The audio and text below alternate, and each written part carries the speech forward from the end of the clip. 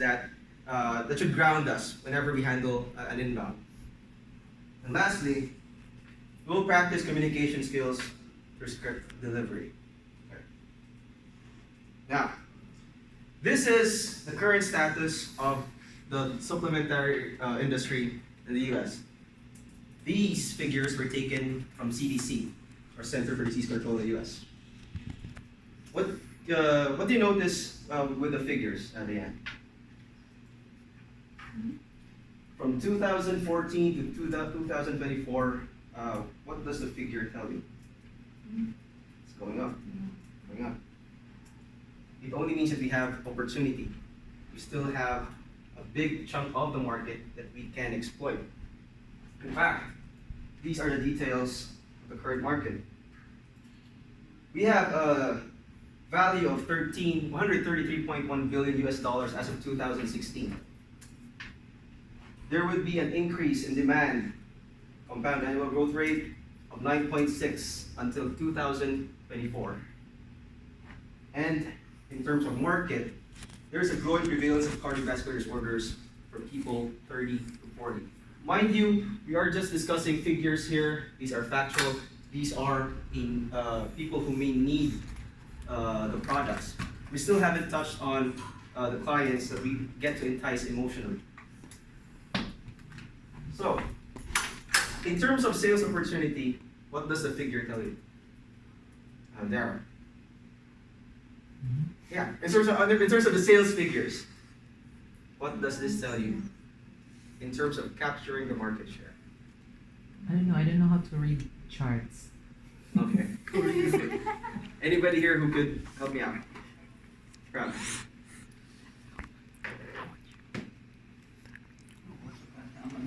Yeah. In terms of information given, the way that the bar graph is heading up, in terms of sales opportunity, what does this know?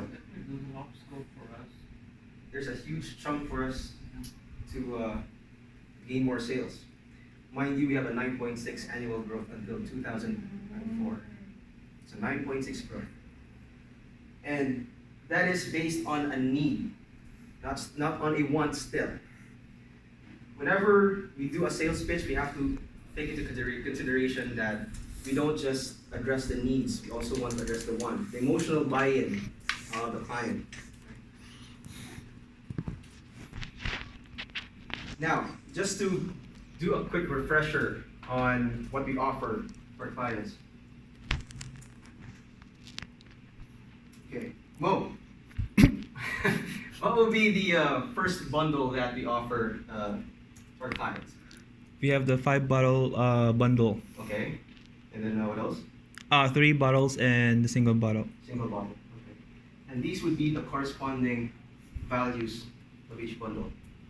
For the one bundle, it's $69.99 with a retail value of $10. For 3 bottles, we got a retail, a rebate of $30, and for the 5 bottles, we've got, it's sold at $29.60, $50 rebate. Okay.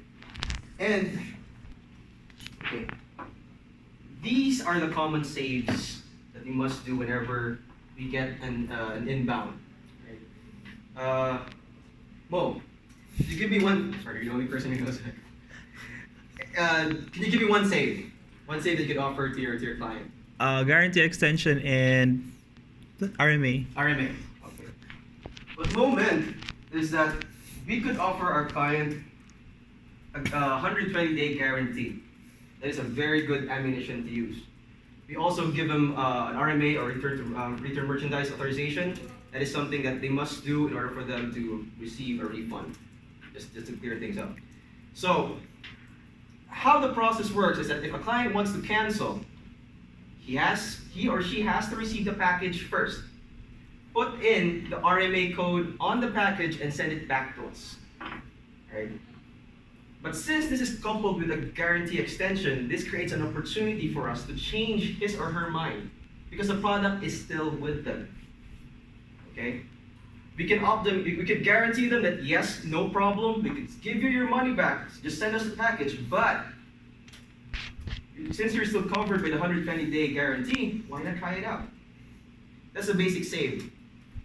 that we must do. We must recognize that not all cancellation is purely because they don't like the product. Sometimes we kind of have to give them the idea. We have to encourage them to use our product. Okay? So that's one. That's save number one. Another one would be if that person would be insistent. Again, we are targeting the emotional investment of the person here. The second save would be to offer a 25% refund. And how would this play out? It would be like this. No problem, I could give you your money back. In fact, I could give you a 25% refund right now as proof of trust. But you are still covered by our RMA and our GE, our 120-day guarantee. Why not try the product out? I'm giving you a 25% refund right now, 25% refund, but hey, try it out. We stand by our product, we stand by our guarantee. That's save number two. Idea, the client still holds on to the product. He doesn't let it go. Save number three, purely return. It only means that the client really wants to send the product back. I want my money back, send the whole amount. But since it's still covered, you could still convince him or her to at least try out the product. Hey, no problem, we'll send you your money back. You have the RMA number, you send them over, and we'll refund you open or unopened. That's the usual spiel that we give them. So the idea there again is we want them to try out our product and in the process get them to like our product, see the effects that we promised them or that we show in our sites.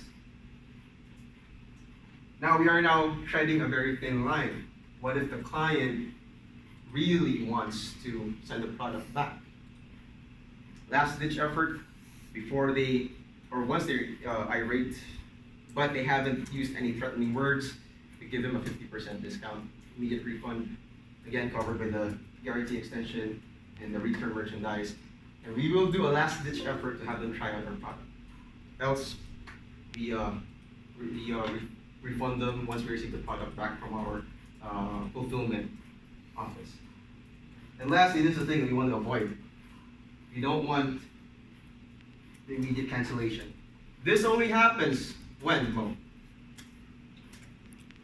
When mo? If the customer threatens. Threatens. Could you give me a could you give me a threat word? I'm BBB. threatening you. Okay. BBB. BBB. Attorney. Right. Lawyer. So- I hate you. Cops. Threatening you. Yeah. So those would be the- When he says I hate you, so I think it's threatening. Yeah. I'm threatening you. Are you threatened? That would be it depends. You're so cute. So once we hear a threat word, we immediately go to this procedure, this immediate cancellation, refund of 100%. This would be a loss for us. So we try to avoid this scenario as much as possible. Now, in terms of call scenarios, there would only be, I would say, three basic calls that happens during a inbound. This is how it would set up. We receive the call. The first call, the most common call that we receive would be an inquiry regarding a free trial. Sorry, Mo, but what happens? You're ready for MF background. What does free trial? What happens during a free trial inquiry? The customers will click an advertisement, Right. and they'll be routed to our website, thinking that they are taking advantage of the free trial, Free which is trial. only $4.95. So it's a scam? Just. No, it's a misunderstanding. Char. It's a misunderstanding. Ah. They would think that they're getting a free bottle and they'll just have to pay $4.95 for a shipment. When in fact, sometimes our sites are used by other diet accounts or diet sites, and they kind of create a marketing link to our site, and it would be marketed as a free bottle. But in fact, we don't do such. So once we receive this kind of call, we have to clarify that the bottle is being sold at $69.95, and that they would be saving a lot more if they purchase from us, because at retail it's $119. So we need to clarify. And then you could go through the whole saves that we previously mentioned, save 1, save 2, save 3, of course, avoiding the save 4 and save 5 scenarios. And then we got price confusion. This usually happens when they click on a bundle. Like for example, they get buy 3 get 2 for free, when in fact those 2 bottles would be purchased at a reduced amount. So there would be a confusion on how things are being purchased. So again, we go through the cycle, we clarify, we give them the saves that we previously mentioned. The only difference here is we are now including a rebate for this. With the free trials, it's only 1 bottle. It wouldn't make so much sense to give so much rebate. So we only give them a $10 rebate. And then, okay, this is what we call a waterfall. A waterfall is when their credit card gets charged with a package that they clicked on. But the problem is they don't have any credits left on their credit card, right? Mo, could you walk me through how? I'm sorry, you know, first time here. Could you walk me through how the waterfall happens? Okay, customers or the customer will click the first bundle, which is 3 plus 2, Okay. and then the card will get declined. Okay. Then there will be charged with the second bundle, which is 2 plus 1, Right. Which is valued at 129. 129. If it gets declined, they will be charged with the lowest rate. That's 3 plus 1, 2 plus 1. Right. 2 plus 1 for $69.99. Okay. So that's 2 bottles for the price of 1. 3 bottles, price of 1. Okay. So 3 day. the idea there is, in a millisecond, the whole cycle, the whole credit card cycle is being gone through by the system. And what this does is we try to really retain the customer by throwing him off to the next tier, so that they would purchase the product. Okay. We offer the lower the tier, the better the deal becomes, because the freebies are way cheaper compared when you do a regular purchase. The idea there is you really want them to try out the product. Now, if this doesn't work, it comes now to the Super Saver. The Super Saver is now the last deal that we give them. It is 3 bottles for $59.99. We basically give them a $69.99 rebate price. So 3 bottles for $59.99. Because we really want them to try out our product. We don't want them to cancel out of the one-time subscription.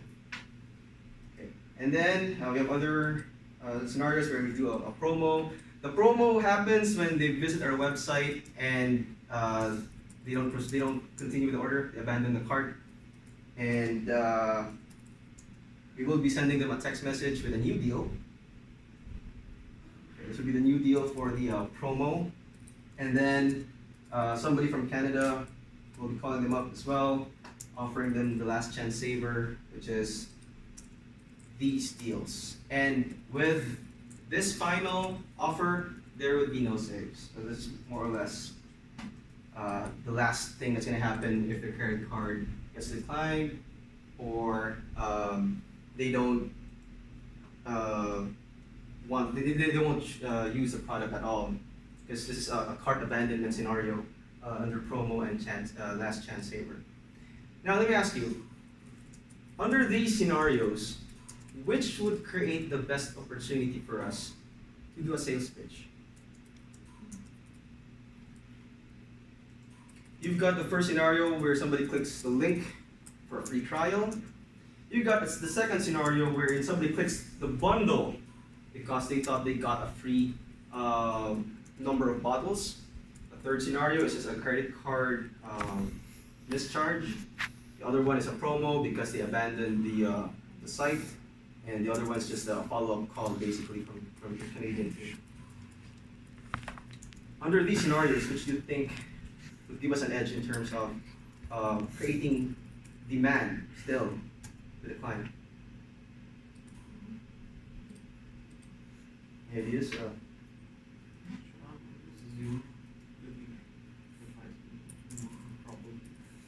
Why would you think so, that price confusion would be the best scenario for maybe doing a conversational pitching with the client?